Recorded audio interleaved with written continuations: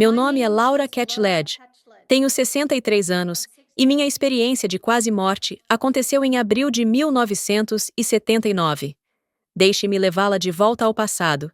Estamos em 1979 e estou morando na Virgínia do Norte, me sentindo muito descolada e progressista. Eu trabalhava em uma boate, tinha meu primeiro apartamento e dirigia um Chevy Vega de baixa qualidade. Ele era meu e estava pago. Foi uma ótima época em minha vida. Eu tinha acabado de começar a viver como adulta. Um dia, decidi andar a cavalo. O que aconteceu naquele dia foi um acidente, uma bênção e uma experiência que mudaria toda a minha vida e alteraria todos os meus valores. Mas tudo começou de forma bastante inocente. Fui até Centerville, Virgínia, onde costumava ter aulas de equitação, e aluguei um cavalo por algumas horas. Subi nele e estava um lindo dia de abril. Tudo estava ótimo. Sou uma boa cavaleira, não uma excelente cavaleira, e estava um pouco fora de forma, pois não montava em um cavalo há alguns meses. Eu estava cavalgando por esse campo, aproveitando o dia, quando começou a ficar um pouco mais tarde. Encontrei-me com dois caras que estavam cavalgando atrás de mim e decidimos correr com nossos cavalos.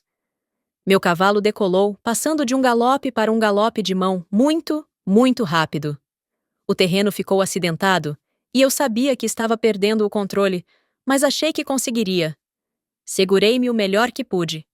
Lembro-me de uma sensação avassaladora de pavor, um medo horrível e ondulante, quando meu cavalo tombou.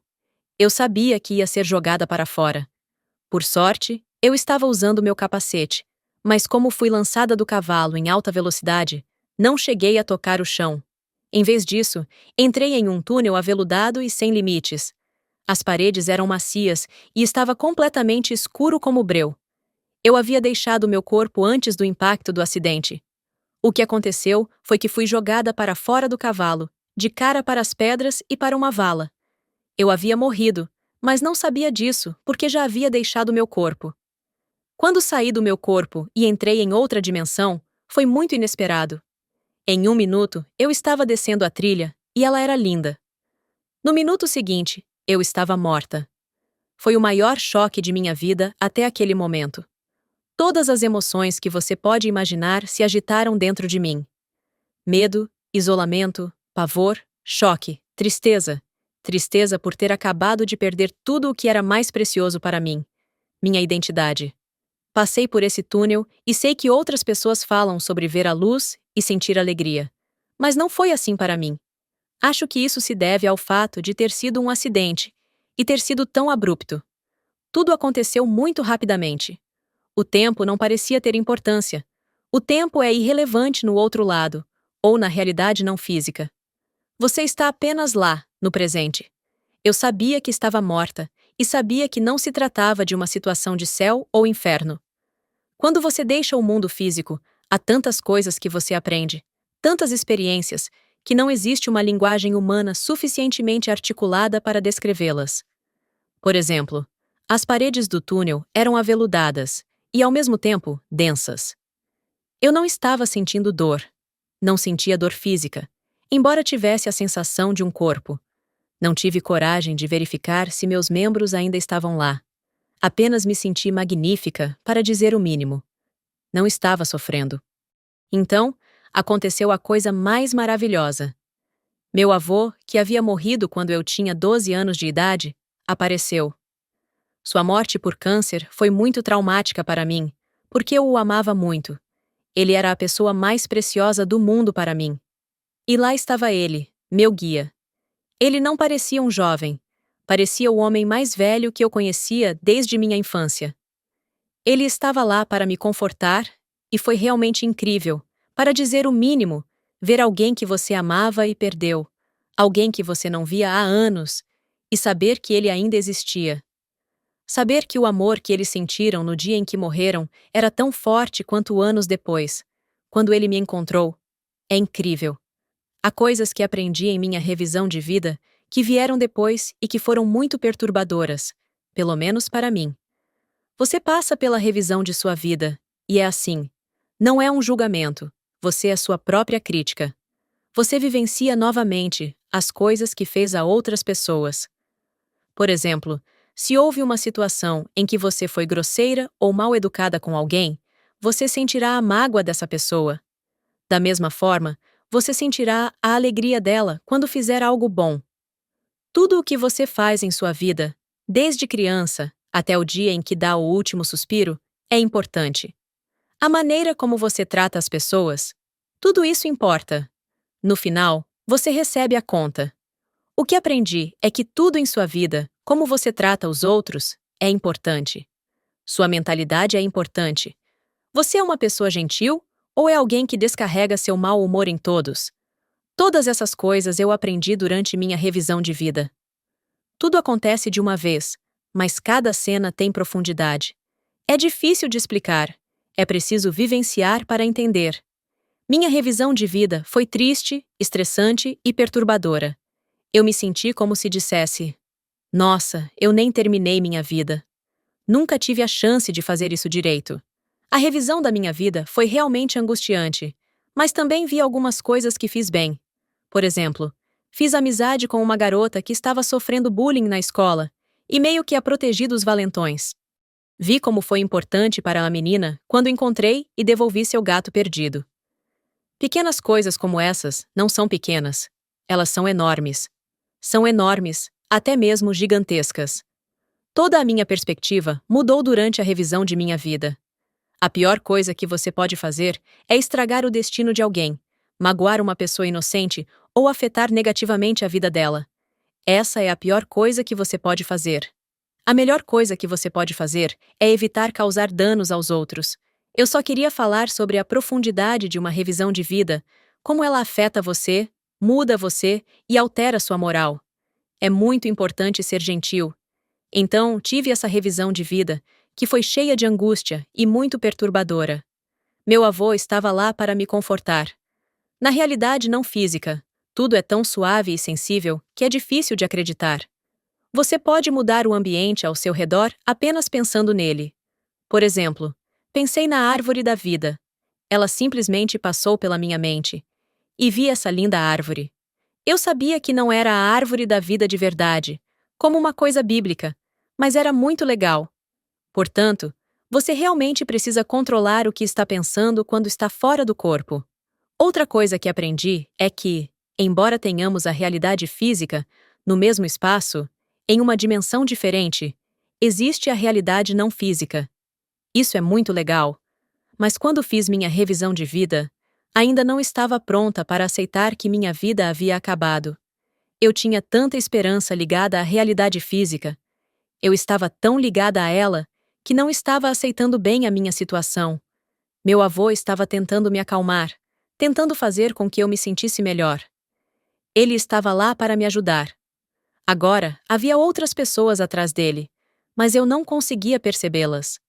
Elas estavam em uma frequência diferente, ou em um foco diferente, ou qualquer outra coisa. Não tenho certeza, mas sei que havia outras pessoas ao redor. Eu simplesmente não era capaz de percebê-las. Eu conseguia perceber meu avô, mas ninguém mais. Meu avô ainda me amava e, embora ele não estivesse lá para explicar muita coisa, estava lá para me confortar. Sei que tinha uma decisão a tomar sobre voltar à realidade física, voltar à minha vida. Lembro-me de uma mulher loira que disse que isso seria difícil, que eu teria uma vida especialmente difícil. O mais longe que já fui fora do corpo foi para a fonte. Acho que as pessoas confundem isso com o céu. Mas não acho que seja o céu. Acho que há algo muito além disso. Mas entrei em uma área repleta de almas e estava flutuando em um mar de amor. Havia um céu e uma luz, mas não havia sol de verdade, apenas brilho. A música flutuava, como ondas aleatórias de uma bela música clássica, suave e destinada a me fazer sentir melhor. O mar de almas em que eu estava flutuando eram partes de mim. Até então, eu nunca havia acreditado em reencarnação, mas eu estava com personalidades diferentes que faziam parte de mim. Foi difícil para mim entender isso. Eu nem conseguia me lembrar com clareza porque foi muito impactante, mas não fiquei muito tempo, apenas o suficiente para ter um vislumbre, como se fosse através de uma porta ou janela, e um sentimento de intensa alegria e amor. Acho que as pessoas confundem isso com o céu, mas não era o céu. Era voltar para casa. Era retornar à sua fonte. Depois disso, fui catapultada de volta para outra dimensão, onde meu avô estava esperando. Era uma dimensão próxima da realidade física, com uma aparência leve e arejada. Havia um chão, mas não havia piso. Ele tinha forma, estava ali, e parecia ser ele mesmo. Ninguém disse: "Oh, Laura, você tem que voltar e viver sua vida." Estava na hora de eu voltar, então não tive escolha. Eu queria ficar com ele, mas um medo arrebatador me percorreu ao pensar em voltar, especialmente depois de saber de todas essas coisas. Enquanto eu estava ali, senti como se as coisas estivessem sendo levadas embora. Lições, explicações, experiências. Eu disse ao meu avô: "Isso já faz tanto tempo." Então, eu sabia que havia muita coisa que eu não poderia contar, muita coisa que havia acontecido e que estava sendo removida da minha memória. Acho que havia muito mais explicações e interações que eu tinha, mas eu não tinha permissão para levar essas lembranças comigo. Quando voltei à realidade física, senti que elas estavam sendo retiradas, e isso me deixou triste e angustiada, como se eu quisesse arrancá-las e empurrá-las de volta. E elas estavam sendo tiradas de mim, talvez porque fosse demais para eu compreender. Não sei, é apenas uma suposição. Mas houve tantas epifanias, tantas interações, e essa experiência foi muito mais longa do que posso contar a vocês. Só posso compartilhar o que consegui guardar e lembrar. Sei que meu avô sentiu empatia por mim, mas ele não me queria lá. Ele queria que eu voltasse e terminasse minha vida. Acredito também que ele queria que eu voltasse e contasse à sua esposa, minha avó, o que havia acontecido, que ele a amava. Eu me senti como uma mensageira para ele. Foi de partir o coração. Não haveria lágrimas suficientes em um oceano para descrever o quanto eu me sentia mal por ter que voltar. Então, como um movimento, meu corpo voltou para trás, atravessou o túnel e, bum, eu estava de volta à realidade física. Quando voltei à realidade física, para dizer o mínimo, não reagi bem. Os dois senhores que salvaram minha vida e me ressuscitaram estavam lá, junto com um grupo inteiro de pessoas, e havia um carro para me levar ao hospital e tudo mais. Olhei para esses caras e olhei ao redor do campo. Eu estava machucada, realmente machucada, e disse a mim mesma: "Isso não é a realidade." Eu sabia onde tinha estado, e aquele era o meu verdadeiro lar. Somos apenas visitantes aqui, fazendo um tour pela realidade física. No caminho para o hospital, eu desmaiei. Não saí do meu corpo, mas desmaiei. Tive uma concussão enorme, um nariz quebrado, que ainda está quebrado, um dedo quebrado, que ainda está torto. E acho que não havia uma parte de mim que não estivesse machucada. Eu estava muito machucada. Quando cheguei ao hospital, eles fizeram radiografias e todos os tipos de exames. Comecei a tentar contar ao médico o que havia acontecido, sobre minha experiência de quase morte e tudo mais. Mas de repente, ele passou da compaixão para o desgosto. Cruzou os braços e perguntou: "Que drogas você tomou?" Eu disse: "Não tomei nenhuma droga. Sofri um acidente. Isso foi o que aconteceu durante o acidente. Não entendo por que estou aqui. Eu estava muito, muito perturbada." O médico disse algumas coisas à minha mãe, e minha mãe disse a ele: "Ouça, se ela estivesse usando drogas, seria a primeira a lhe dizer. Mas não está. Ela sofreu uma lesão grave na cabeça. Você precisa interná-la."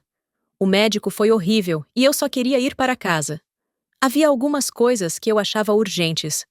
Depois de uma experiência de quase morte, essa urgência é profunda. Tudo parecia urgente por cerca de 12 horas. Eu tinha que dizer à minha avó que a amava. Tinha que dizer ao meu namorado que o amava. Eu tinha que dizer a todos que eles precisavam fazer tudo certo. Sabe, eu queria dizer a todos: "Meu Deus, é isso que acontece. Vocês precisam fazer as coisas direito." Mas o que havia mudado em mim, depois que aquele médico me envergonhou na frente das enfermeiras e me deixou constrangida? Ele disse coisas horríveis para mim. Coisas horríveis sobre as crianças de hoje em dia, e blá, blá, blá. Então, fui até a casa da minha mãe e subi as escadas, sentindo-me muito magoada. Fiquei pensando em como poderia contar a alguém. Eles vão pensar que estou louca. Vão pensar que estou usando drogas. Pensei, não posso contar a ninguém. Isso tem de ser meu segredo. Ninguém vai entender. Se isso não tivesse acontecido comigo, eu não acreditaria em ninguém se me contassem. Foi muito, muito, muito perturbador.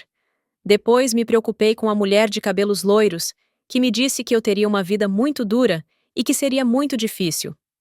Bem, ela realmente disse a verdade.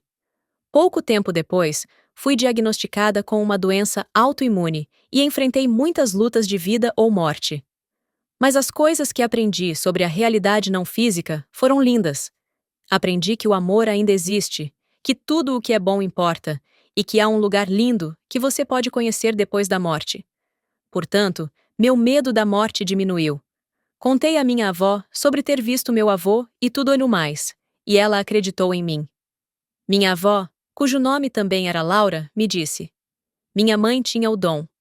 Acho que ele passou por você. Acho que passou pelo meu filho. Eu não tenho o dom.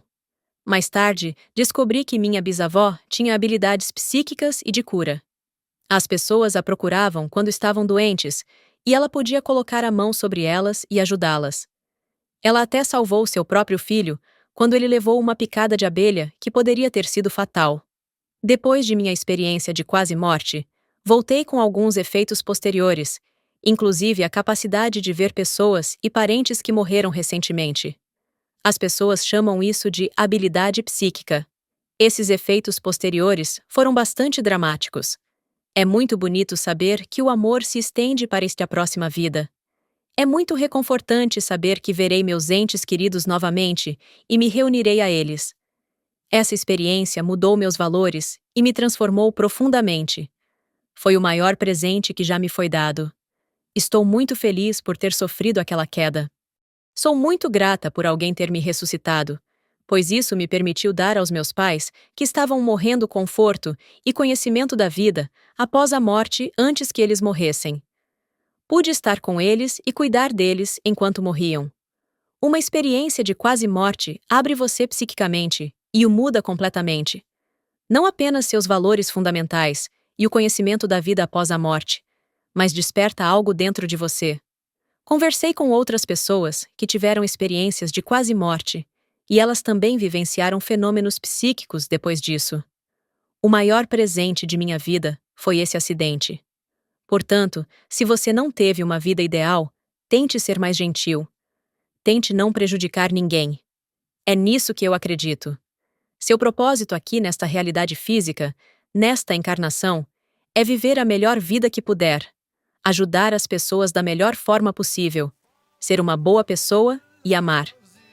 Fomos trazidos a esta terra para experimentar, aprender e amar. Devemos tentar ser pessoas mais gentis. Nem sempre consigo, mas foi isso que tirei de minha experiência de quase morte.